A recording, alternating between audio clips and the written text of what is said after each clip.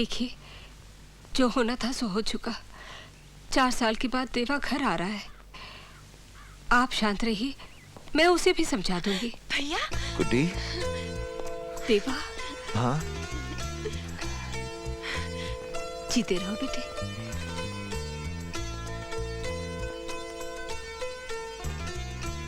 बेटे, अब तुझे भी अपनी सोच, अपना स्वभाव जरा बदलना होगा। माँ, अभी तो यही मानती है कि जो मैंने किया वो गलत था? देखा, इसे अपने किए धरे का कोई पछतावा ही नहीं। पुलिस, कोर्ट कचहरी सब कुछ हो गया, नाते रिश्तेदारों में भी अच्छी खबर पहुंच गई कि अशोक प्रधान का लड़का जो है वो जेल में है। खानदान का नाम, इज्जत धूल में मिलाकर ये अब भी पूछ रहा है कि इसने किया क्या है। प्लीज बाबूजी, बाबूजी प्लीज, जो गुजर गया उसे भुला दीजिए।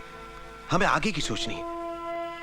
आज देवा को आपकी जरूरत है बाबूजी, आपके प्यार की जरूरत है। इंदर, आदमी अपनी गलतियों से सीखता है। इसके चेहरे मोहरे आंखों को देखकर तुम्हें लगता है कि इसे पछतावा हो रहा है? हाँ, ये सच है। मुझे कोई पछतावा नहीं।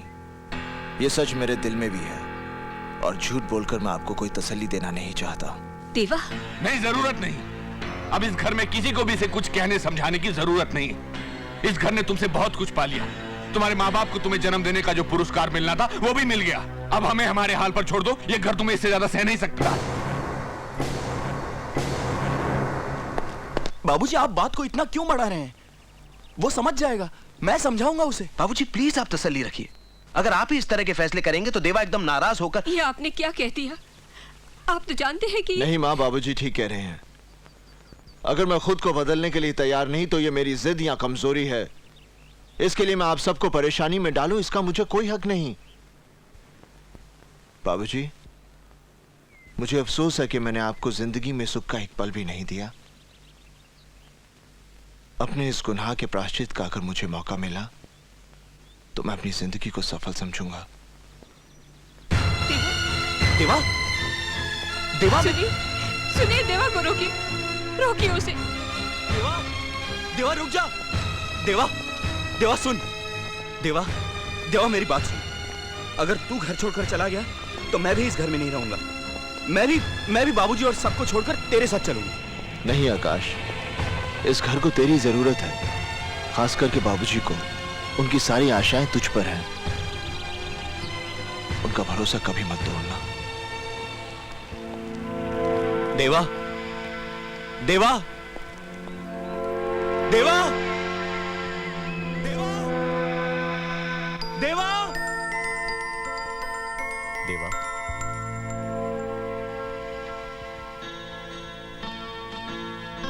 आकाश, देख मेरे साथ कौन आया है।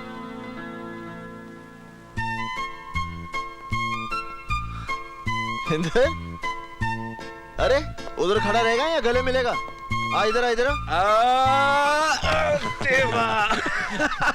अरे सरकारी खाना खाकर तो तू बहुत तगड़ा हो गया तू। अच्छा अब ये बता, इस शहर में तू मेरा मेहमान बनकर रहेगा या सरकार का? अरे यार, इतने सालों की कोशिश के बाद तो यहाँ ट्रांसफर मिला है। कुछ भी कह देवा, अपना शहर तो अपना ही शहर होता है। अरे इसी शहर में ट्रांसफर हो गया? जनाब एसीपी साहब हो गए हैं। इंदर, तेरी तरक्की से मैं बहुत खुश हूँ। देख, अपनी वर्दी पर 2 स्टार बढ़ाने के लिए मुझे तो सालों लग गए, लेकिन तेरी तरक्की से तो मैं बहुत ही हैरान हूँ। क्या बात है, अपना देवा बहुत बड़ा आदमी बन गया। अब सारी बातें यही खत्म करनी है क्या? सच इंदर, बड़े सही वक्त पर आया तू। घर में तेरी मौजूदगी से सब बहुत खुश होंगे। रुको, एक्सक्यूज मी। देवा, तूने दौलत तो बहुत कमा ली है, लेकिन दिल का सौदा हुआ है कि नहीं? मतलब लड़की वड़की। लड़की मतलब शादी। शादी? हाँ। अरे इसकी हालत देखी है ना बाबा, मेरी तो कोई हिम्मत ही नहीं बढ़ती। अच्छा बच्चू, मजाक कर रहे हो? देखना, तुम्हारे लिए ऐसी लड़की ढूंढूंगा कि कैसी? कैसी?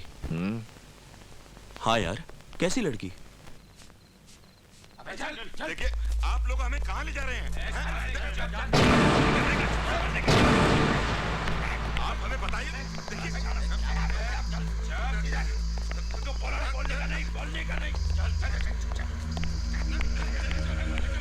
देखिए, मैं अपनी बात से मुकरा नहीं हूं। काम कर रहा हूं आप लोगों के लिए। और फिर सीएम के साथ मैं अकेला नहीं हूं। उसके जैसे बहुत से ईमानदार लोग उसके साथ में हैं। आज कौन सा मिनिस्टर कौन सी कुर्सी पर कितने घंटे है कौन जानता है? कोई नहीं जानता। तेरी पॉलिटिक्स में क्या नाटक चल रहा है? सीएम के साथ और कितना लोग चिपका हुआ है, और तेरा किसके साथ किधर क्या लफड़ा चल रहा है, इससे अपने को क्या? साला अपने धंधे को तो वाट लगा हुआ है ना। अपने 5 क्लब को सील मारा है पुलिस ने। तुम 3 महीने से लाइसेंस दिलाने की बात कर रहा था ना, हाँ? क्या हुआ उसका? और ये तेरा पोपट भाषा है ना, इसको बंद कर, बहुत हो गया। देखो खान, तुम मेरे साथ सलीके से बात किया करो, समझे? ए बाबू, इलेक्शन से पहले तुम हमसे इतनी ऊंची आवाज में बात करते थे क्या? और तुम हमको क्या सलीका सिखा रहे हो? तुम तो खुद हर बात की 2 बात करते हो। वो टेंडर जो हमारे हाथ से गया ना, उसके लिए हम लोग मार्केट से ऑलरेडी 60 करोड़ रुपया उठा चुके हैं। वो साला पैसा तो गया ना खड्डे में। लाल सिंह, धंधे और कारोबार में इस तरह की चीजें बनती बिगड़ती रहती हैं। जो भी हो, कृष्णकांत जी से भरोसा उठाकर हमारे हाथ तो कुछ नहीं लगने वाला ना। जिंदाल साहब, मैं सच कह रहा हूँ। पिछले महीने सीएम साहब को गिराने का पूरा बंदोबस्त कर लिया था मैंने। 19 एमएलए थे मेरे साथ हाथ खड़ा करने के लिए, पर सेंटर में ही उलट पलट हो जाएगी ये किसे मालूम था? आज के अखबार में आपने गवर्नर का इंटरव्यू पढ़ा? सब दोगले। समझ रहे हैं कृष्णकांत बाबू, सब समझ रहे हैं। हम धंधे में झटके खा रहे हैं और आप राजनीति में। आपको खबर है कि जिनको आप बड़ा ही खासुल खास समझते थे, आपके 2 एमएलए जो बड़े ही वफादार थे, वो सीएम से जा मिले। जिंदाल साहब, आपको गलतफहमी हो रही है। आप मेरी बात का ये जी कृष्णकांत बाबू, आपके साथ उठ बैठकर थोड़ी बहुत राजनीति तो हमने भी सीख ली। इस दांव पेच का वो नमूना देखिए।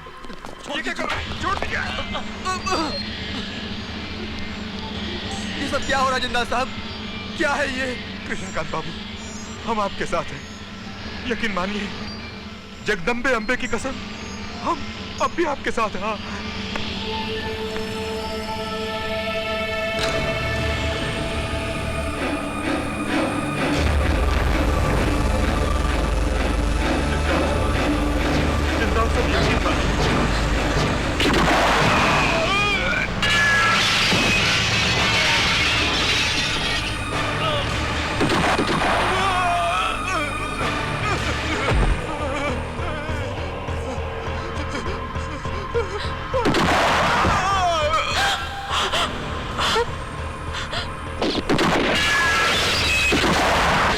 जाओ देखो कौन है वहां।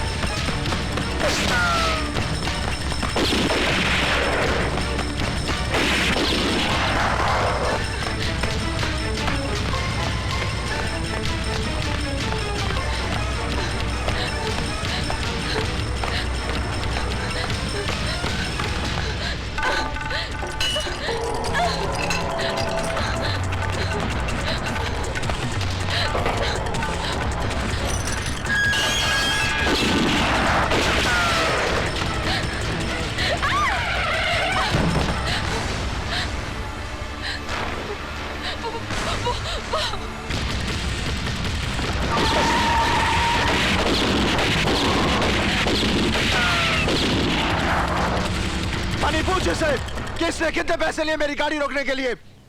और कौन थे वो लोग जो गोलियां चला रहे थे वहां पर? देखिए, आप गलत समझ रहे हैं। मैं तो वहां से तुम जैसी लड़कियां चंद रुपयों के लिए कुछ भी कर सकती हैं। ठीक कहा आपने, ठीक पहचाना आपकी नजरों ने मुझे।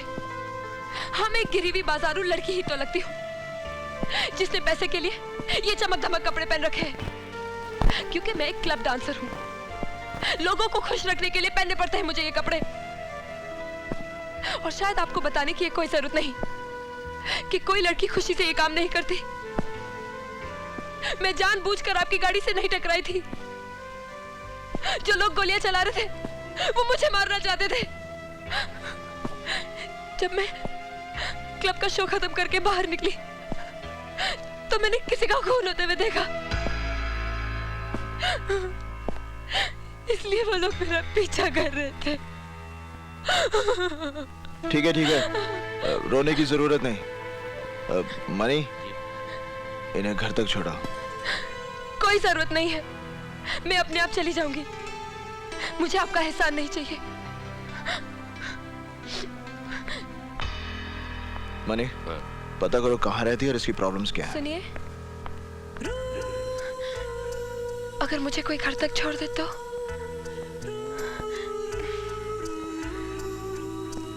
जी